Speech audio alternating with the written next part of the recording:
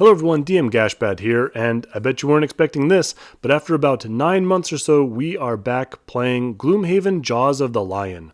If you remember way back from last time, we were on Scenario 5. This is the last of the introductory scenarios in the game. My two characters, Hugo Chasseur, the Inox Hatchet, and Verdia, the Quarry Demolitionist, have been following some clues, following this cult that's been stealing bodies and performing macabre experiments, and we've been led into this dark dungeon where things have just been getting weirder and weirder, and now we're fighting demons and a giant blood monster. The game comes with a couple plastic models for your characters and card counters for the traps, obstacles, and monsters, but as always, I am replacing those with homemade terrain and Warhammer models. Not that the models that come in the box are necessarily bad, though honestly they're not great, but I just want to dress up my board gaming experience a little bit, and if I'm going to go to that trouble, I want to be able to use it in my other games as well. So new models and pieces of terrain for this game. First of all, I've got these stone doorways, which I created out of foam board and drinking straws. Just cut out the foam board into a rough blocky shape, drew in the brick pattern with a pen, and then stuck in a straw into the section. Made a little extra strip around the edge for the door frame, and there you go, pretty simple. I'll be fighting chaos demons in this scenario for the first time, so I had to make some of those. The artwork has them as kind of this whirlwind of limbs, wings, tendrils, that kind of thing. And a long time ago in a box of bits, I had gotten an old Warhammer Horror of Tzeentch, or at least half of them. It was one of those middle period ones, not the old ones with the two arms raised up, not the new ones that are made out of plastic, but a little metal guy, and I thought that guy looked perfect. You can see him in the center there. He was incomplete. He was actually missing a couple limbs, but that was fine. I added some spider legs from the old Forest Goblin Spider Riders, a wing from, I don't know, a metal bat. And I thought he looked pretty good, so then I went onto eBay to try and find more of those, and for whatever reason, they are super expensive. You can find plenty of the new plastic ones, you can find plenty of the old metal ones, which I honestly think are more hilarious models. I actually prefer those. But for this purpose, I wanted that middle period metal type, and they were just too expensive. So the closest thing I could get were the plastic blue horrors that came on the Burning Chariot of Tzeentch kit. It's actually a really cool kit. I've used parts from that on other projects before. They're not quite as nice as the old metal ones, but they do have a certain amount of movement. They've got a similar design style. They worked well enough. Again, I did some minor conversions with the limbs, and I think they fit okay. The next thing I needed for this scenario were acid traps, and I'm not totally happy with how I created these. I saw some videos online where people had made acid puddles for their terrain by using clear Elmer's glue mixed with a little bit of paint, and so I thought if I just took some clear glue, added in a little bright green paint, mixed it up really good, got lots of bubbles in there, and then poured it on to a little piece of plexiglass. When it dried, I would get these really gross little puddles, and at first I thought it worked out okay. The bubbles did stay in the pools, the color was pretty nice, but there were a couple of issues. Number one, when you pour it initially, you have all of these little bubbles, which look really good, and they do stay there. The problem is that as the glue dries, they kind of all move to the center and form just a couple of really big bubbles, which wasn't quite what I wanted. The other issue was that once I peeled them off of the plexiglass, they tended to curl up. So for the photos, I tried to stick them down as well as I could, but it's still a bit of a pain, and eventually I'm going to have to try and find something else. I could try the same procedure over again and either use more glue or resin, which I don't really want to mess with. I could make a little stone base for them and kind of carve out an area for the acid to sit. That would work out okay. But really, eventually, I'm probably going to end up just making something myself out of green stuff. Just sculpting it the way that I sculpted, for example, the big Blood Tumor, the big boss that we're fighting at the end of this scenario, our first boss. The picture in Jaws of the Lion of the Blood Tumor is of a giant, disgusting sack of blood that's hanging from the ceiling. Now, I don't have a ceiling in this setup, so I couldn't really do that, so I had to adapt in a bit. And I just want to say off the top that I am not really a sculptor. I'm not great at sculpting with green stuff, but I am very happy with how this turned out, in contrast to how the acid puddles turned out. What I did was I just took a little hex of plasticard and then bent a little bit of paperclip wire so that it sat on the base and stuck straight up. Then from there I made these little rolls, these tendrils of green stuff, and stuck that at the bottom of the base. So the narrow ends kind of flop around on the ground and they get thicker as they lead up. From there I put on two big globs on either side at the base of the, blood sack, and then two smaller globs on the top. The idea was I was going to make this look a little bit like a heart. So I was trying to put on these globs in sort of atria and ventricle kind of symmetry. The problem with this method was that I kept thinking it needed to be bigger. It wasn't large enough. So I'd have to go back in, add more green stuff, and at the end of the day I ended up using a whole bunch of this stuff, which isn't great because it's not cheap. It would have been better if at this stage I had, maybe crunched up some tin foil to form up the understructure, or maybe put down a big glob of hot glue or something. So even though it took a little bit longer and used up more green stuff than I would have liked, I was happy with the basic shape that I eventually ended up with. And so then I added a couple more tendrils to the top, a couple of veins on the side, and then whenever I have leftover green stuff, I always roll up the leftover bits into these little balls, because these are actually kind of handy, these little green stuff balls that you can then use, for example, on a project like this. So I put down a little extra green stuff and then just stuck all these little orbs in there to make this disgusting tumorish growth pustule boil kind of patches along the sides. And then it all got painted up and it looks absolutely disgusting, and I am very, very happy with it. It was a bunch of effort to go through, but I do know that we fight these things again, so I don't know, worse ways to spend my time. So here are the two books all set up with all the models and obstacles and traps laid out on it. As you can see, my guys are starting in the lower left in that first room. There's two chaos demons in there, and we're surrounded by a bunch of those poison traps. If you step on them, you are afflicted with poison and muddle. I've got two Chaos Demons to deal with in that first room. I took a look through the behavior cards for the Chaos Demon, and it's a real mixed bag. As their name would suggest, there's no real telling what they're going to do from round to round. They could go really fast, they could have a ranged attack, a powerful close combat attack, they could go slow. There's a little bit of everything, and almost all of their actions keys off of an element, so if any of those are present on the board, they could get a lot more powerful. They only have 8 health, so they're not too powerful. So the idea is I think I'm going to rush that first one, try and keep the second one out of range for the time being. For this game and all the games after this point, we are using all of the level 1 cards, and we can also include the level X cards, the optional ones that you get in the beginning. Verdia, my Demolitionist, isn't using any of the X cards, I'm just using all of the straight level 1 cards. The X cards just seem a little too situational. For equipment, she has the Weathered Boots, so by exhausting that card, I can add 1 extra hex of movement. I also have a Stamina Potion, so I can draw another card from the discard pile back into my hand. I also have a Heater Shield, which I completely forgot about. Would have been really helpful, but oh well. As before, we were using battle objectives, so Verdia got to draw 2 cards, and I choose which one I want to do. I chose Trailblazer, so sometime in the game, Verdia has to open a door and end up in the room revealed. The other card was Conservator, which means that you can't lose a card in order to negate damage.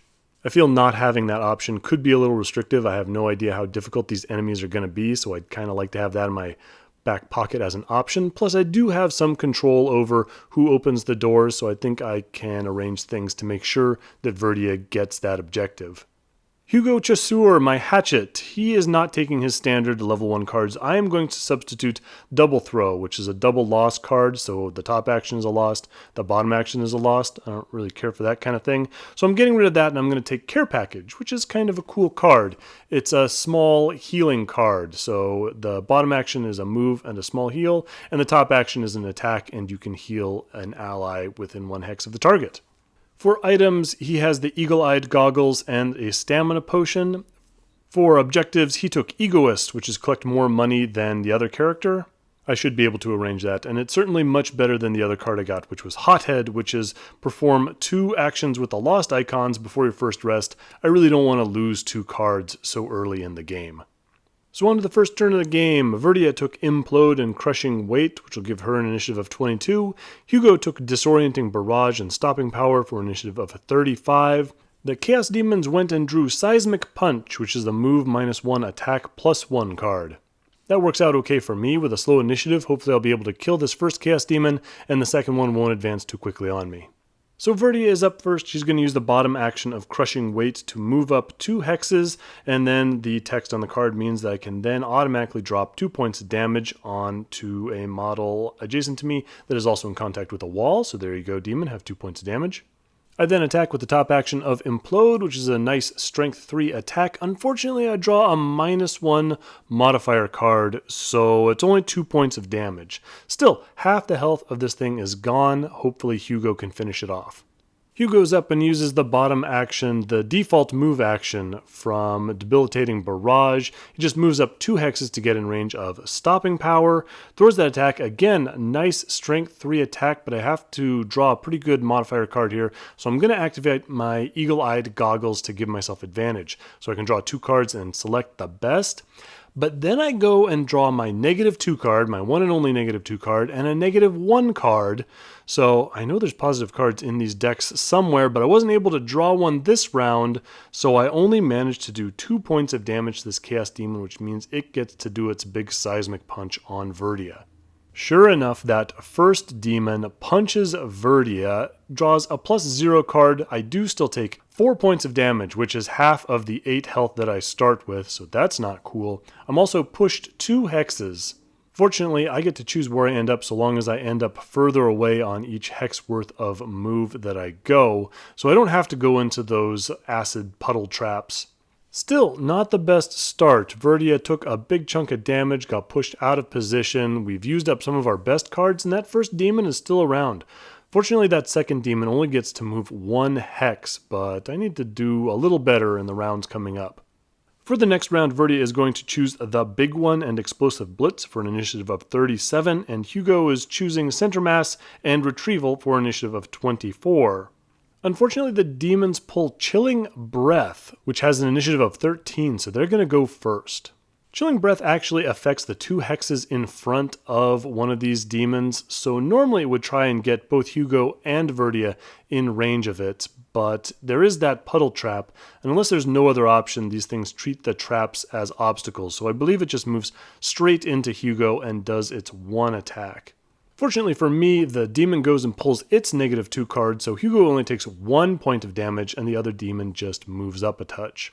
For his part, on Hugo's turn, he decides he's going to stay right there, so no bottom card move action, and he is going to use Center Mass on the demon right in front of him. Now, Center Mass is a ranged attack, so I'm going to be attacking with disadvantage, but I really want to kill this guy off so that then Verdia can move through Hugo and get at the other one. And since I've already used up my 1 -2 card, and the attack is Strength 3, and this demon only has 2 health left, so long as I don't draw my null card, then I'm going to automatically kill this thing. But guess what I do? I do draw that null card. So the demon is still alive, and Verdia just kind of has to chill there unless she wants to go through one of those traps and take poison and muddle, which, by the way, she does not. The good news is that with Explosive Blitz, Verdia does have a ranged attack. It is only Strength 2, but I've already used up a bunch of my negative combat modifier cards, so what are the chances that I'm going to pull another one? I'm just going to kill off this first demon, and we'll move on to the second one. I think you already know where this is going to go. I pull out yet another -1 card. I only do 1 point of damage, and so this stupid demon is still alive. If this is how hard these monsters are in this dungeon, I might be in a lot of trouble. On to the next round. Verdia chooses Explode and Piston Punch for an initiative of 28. Hugo goes with Close Cut and Care Package for 25. And the demons get Heat Blast. Heat Blast is a fairly weak ranged attack, but it has an initiative of 1. This is really obnoxious. I had set up Hugo for close combat. I wanted him to go early in the round, strike the demon right in front of him in close combat, and again, free up that path for Verdia. But instead, this demon is going to step back and blast me on a 1 initiative, and then I am kind of out of luck as far as the cards that I have drawn this round. So yeah, that's exactly what happens. The first demon hops backwards, targets Hugo because he was closest at the beginning of the activation, uses his Heat Blast, gets a +0 combat modifier for 2 points of damage to Hugo. The other one also targets Hugo because Hugo is going first in the initiative order, gets a -1 modifier, does 1 point of damage. Okay, both of my guys are at half health in the first room, and these monsters refuse to die. So Hugo is forced to improvise a little bit. We're going to use Care Package, the bottom action of that, to move. So I'm going to hop forward a couple hexes and heal Hugo for 1 point of damage. The good news is that Close Cuts strikes the 2 hexes in front of me, so I can strike both of these demons with the same attack, also get myself a point of experience. Anyway, I draw a +0 for that first demon and finally killed that thing off. I get a +2 with the wind element for the combat modifier card against the other demons. That's going to do a nice 5 points of damage, although that wind element will probably benefit the demon more than it will me. That means it's on to Verdia. She moves up with the bottom action of Explode, moves to where that demon died, meaning she picks up the money. Obviously I wanted Hugo to pick up the money, but whatever, time is of the essence now. I then use Piston Punch on the demon, and with another -1 combat modifier card, I only do 1 point of damage. The good news is that I do get to push it 2 hexes, so I launch it over onto that poison muddle trap. So at least there's that. For the next round, Verdia is going to go with Knock Out the Support and 1-2 Punch for an initiative of 20. Hugo's going to go for Power Pitch and the Favorite for an initiative of 60. And the demon's going to get Black Tendrils for an initiative of 52. So I'm kind of relying on Verdia to get the job done here. I don't really have much offense from Hugo set up this round. Fortunately, Verdia does get to activate first. She's going to move forward with the bottom action of Knock Out the Support. That also lets her destroy that nearby rock right there, which is going to strengthen all of her attacks for this round and the next. So that's going to give me advantage on this. This should do it. It also gives me +1 experience. So now we're on to the 1-2 Punch. I do kind of like this card. It gives me 1 attack at strength 2, then another attack at strength 1. And of course, I've just strengthened myself, so for my first attack, I draw my +1 and +2, so that punches this demon's head clean off. Unfortunately, I only get the bonus XP if I use the second attack, and of course, since I killed it with my first, I don't get that. Still, I'll take it. I'm a little low on cards right now, so I am going to use my stamina potion to draw Explosive Blitz back into my hand. Apparently, I didn't take a picture of this next activation, but Hugo is just going to deploy the favorite card. So a little token goes on there, and from now on I can put that token onto an enemy to add 3 to any damage that I've caused. And I use the bottom action of Power Pitch to move 3 hexes right in front of that door where that demon fell and get myself the money that he dropped. They may be Chaos Demons, but they still know the value of carrying some money around for emergencies. So that first room didn't go great, and so now we're camped out in front of that doorway. Both of my characters have 2 cards in their hand. So I'm left with the choice of either sitting around and wasting a turn, or busting in through the door and immediately having to make a short rest. Well, I'm a little worried about wasting turns. I don't want to run out of cards, because once you run out of cards, you really are done. So I'm going to go for it. I don't love the cards that I'm left with, but I also want Verdia to go through that door first and achieve her mission objective. There is one more door that I could go through to get it, but I'd rather have this thing sorted out ahead of time, just in case things go wrong and situation demands that I have to skip that objective. I really want my check marks because I want perks, because I'm tired of all these negative cards that I've been drawing, my combat modifier deck. So, Verdia's going to take Wind Up and Explosive Blitz. Hugo's going to go with Second Wind and Follow Through. Verdia has an initiative of 19, Hugo has 39. Verdia goes first. She busts through the door with the default move from Wind Up. She does have to use the Weathered Boots, has to exhaust those in order to go that 1 extra hex, just to make sure I'm in that next room. I don't know if the doorway counts, so we're going to make sure of this. As she goes and launches Explosive Blitz at that demon. It's a nice range 4 attack 2. She draws a +0 for that, so that demon's going to take 2 damage. We also have to draw behavior cards for the monsters in here. We've got 1 Elite Zealot and 1 Demon. The Zealot isn't that much of a problem. He gets Calculated Strike, which means he goes on initiative 61, and he's going to move real slow. If I was closer to him, it'd be an attack +1, but that's not going to happen. The Demon gets Flashing Claws. It has initiative of 41, so it's going after Hugo, which is good. On the other hand, it does have the movement and the attack power to get into contact with Verdia, do the 4 remaining points of damage that she has, and then with no cards left in her hand, she'd have to discard 2 from the discard pile in order to stave off that damage if that takes place. So I don't want that to happen. So Hugo's going to jump in front there. He's going to use the bottom action of Second Wind to move right in front of Verdia. So now he's going to be the target. He only has 1 more health than her at 5 as opposed to 4, but it's kind of what we got. I do have an attack of follow through keyed up, so it's only attack 2, but I do have the favorite card, meaning that if I can get a +1, then I can add 3 more damage to that and kill off that demon, which would solve a lot of problems. I really wish I had those eagle-eyed goggles still. But oh well, we go and draw our combat modifier card and it's another -1. So I don't really know if it's worth adding the favorite to that. In the end, I think I better put the damage on this thing while I can. So, +3 damage, the demon takes 4 points of damage, still has 2 health left, and now it is its activation. With the Flashing Claws attack, the demon always has advantage, so this could hurt. It moves into contact with Hugo, draws a +1, -1, so it's going to obviously get the +1. Going to do 4 points of damage to Hugo. That would have killed Verdia. Hugo's left with just 1 health remaining. Not going great. The Zealot just moves up his 1 hex, and then both my guys need to short rest. So with that, we take our discard pile and we randomly lose 1. Hugo loses Power Pitch, which I guess I'm okay with. It would have been nice to have that Strength 6 attack for when I fought that Blood Tumor, but oh well. Verdia loses Piston Punch, which is a low strength push attack. Might have been nice with all these traps surrounding me, but I can live with losing those 2 cards. New round, Verdia is going to pick up Crushing Weight and Explosive Blitz for initiative of 19. Hugo is going to go a little bit before that with Second Wind and Close Cuts. The demon gets Whirlwind, which is just a bit slower at 20, so I guess that worked out for me. And the Zealot gets Unholy Flame for initiative of 82.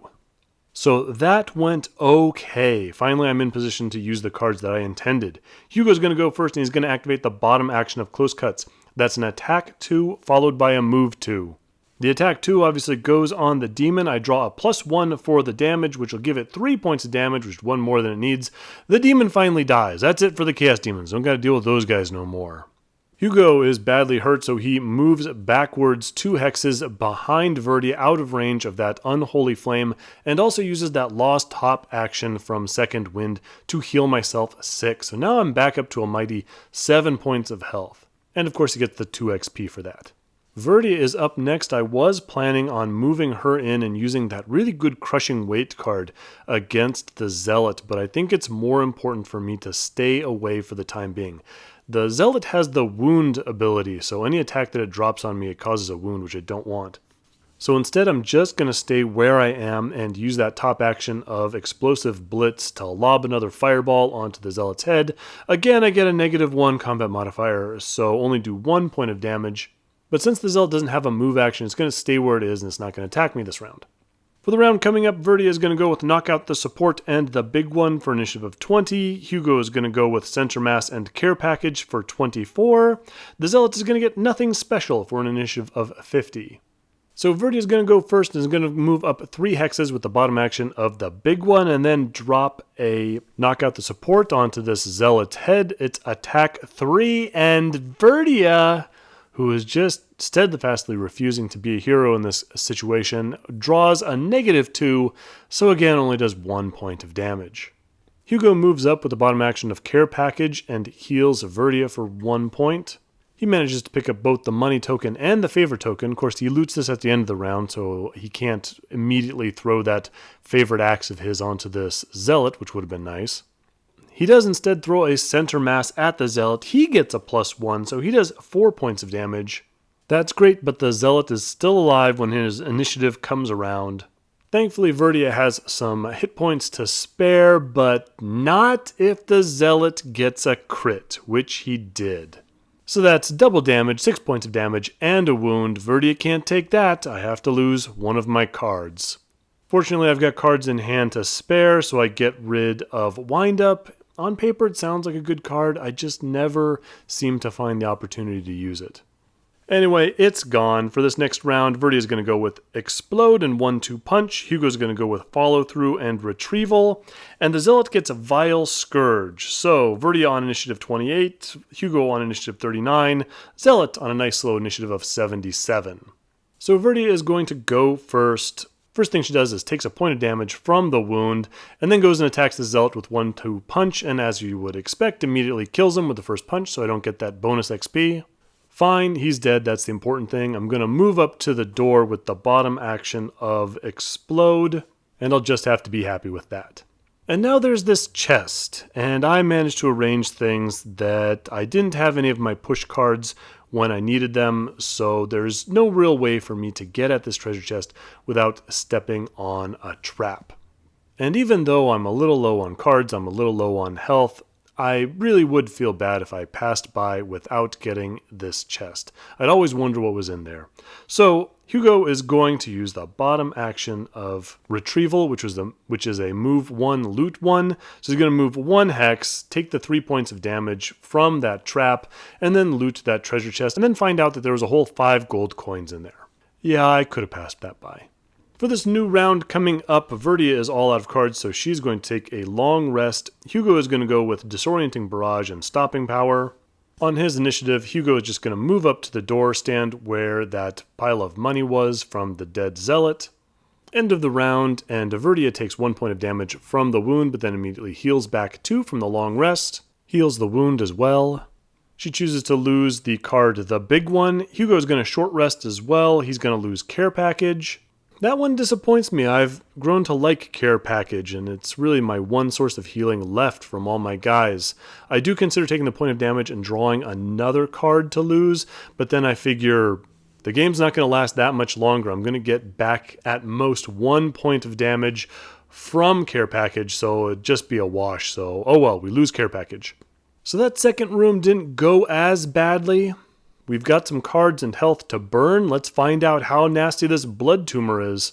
The deal with the Blood Tumor is that it's got a health of 20, so number of characters times 10. But it starts with damage of number of characters times 4. So it's got 8 points of damage already. It's down to 12 health.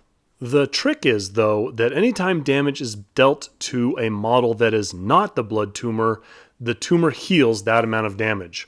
So say if I hit one of these Zealots in the next room for 4 points of damage, or the Zealot hits one of my characters for 4 points of damage, the Blood Tumor is immediately going to heal 4 points of damage, and if it ever gets up to full health, then we lose, automatically.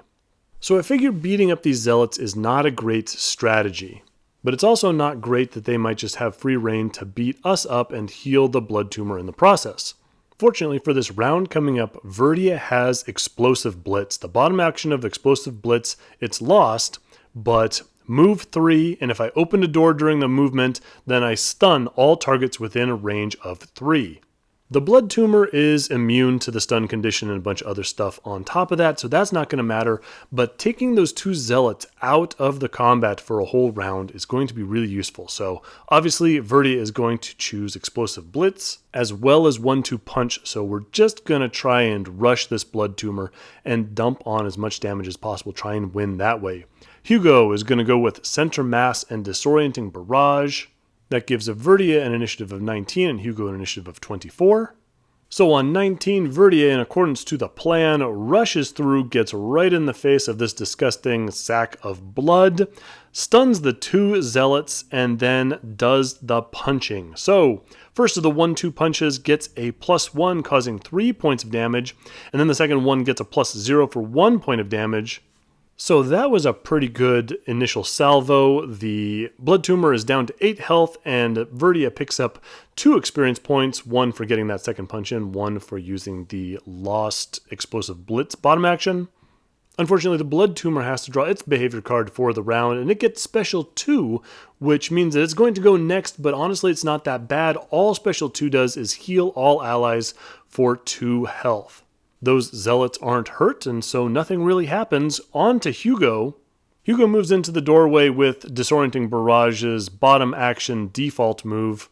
He's then going to use Center Mass on the Blood Tumor, just pile on the damage. Unfortunately, we get a -1 for the modifier card, but I am going to use the favorite, so it is going to do 5 points of damage. That's looking pretty good. Not only that, I realized that Hugo still has his stamina potion left in his equipment slot. Haven't needed it to draw out my rests any, so I'm going to go and use that now and put center mass right back in my hand. The Zealots, for their behavior, I think got calculated strike again, which would have been real bad. I wouldn't have wanted that to go through, so it was just as well that all they can do is shake their stun. The next round is coming up, and victory is within our grasp. Verdia is going to go with knock out the support and implode for initiative of 20. Hugo is going to go for center mass and follow through for 24. The Zealots are going to get boil blood. That's an attack -1, target 2 ranged attack. That initiative is 46. And the Blood Tumor is going to go first again with another special 2. This is working out okay. The Blood Tumor isn't attacking. It's also not healing itself. It's going to go first, but again, can't heal those allies because they haven't taken any damage. Verdia is going to go first. She's going to use that knock out the support, that attack 3 card. It only has 3 health left. And remember how I said Verdia was not being a hero this game?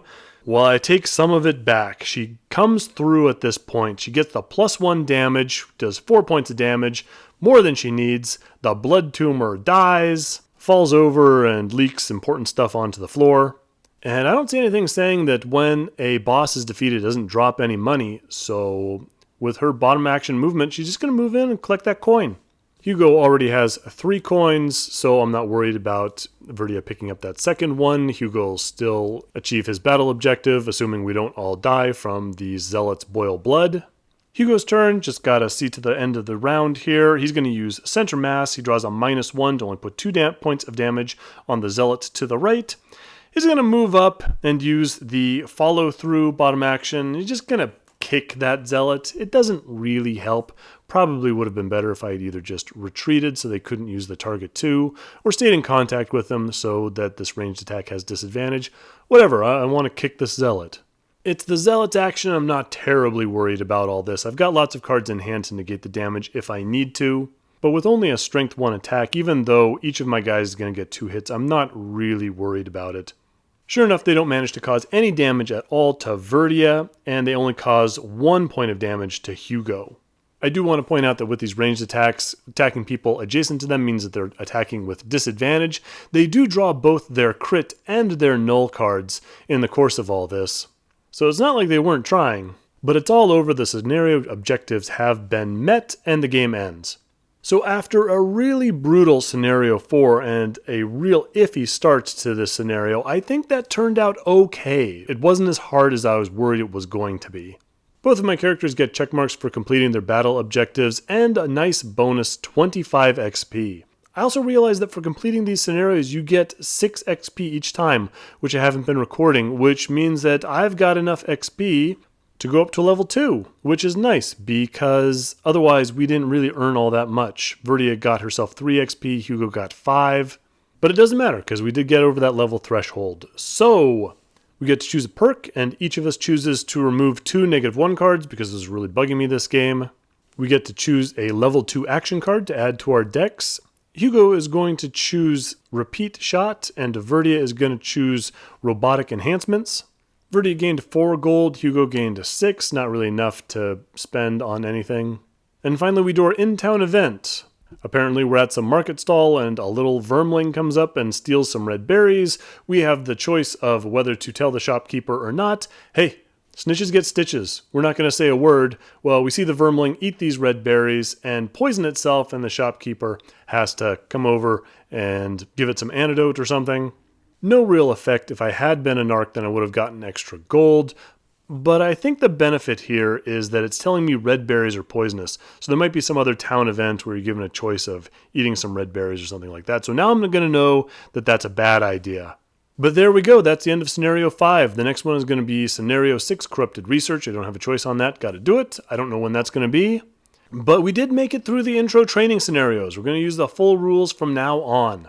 Hopefully I got all of them right. If you have any questions, comments, concerns, that kind of thing, leave them in the comment section below. I will see you on the next one.